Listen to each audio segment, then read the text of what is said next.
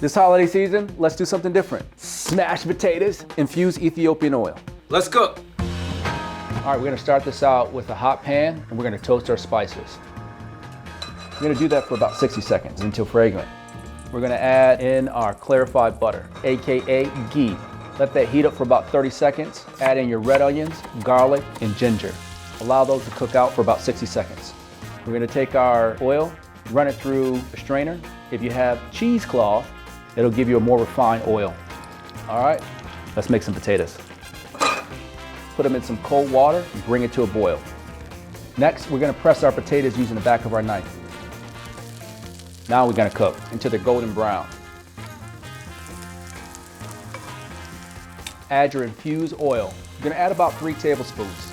Remove them from the pan. Oh yeah, now it's time to put this dish together. Chop parsley, mint, and mix together. Finish with feta, and most importantly, finish with your beautiful oil. Whole new way to do potatoes with Ethiopian infused oil. Awesome holiday side, change it up from mashed potatoes. I love the flavor that infused oil brings to a dish. The potatoes, just a vessel. Make this dish at home.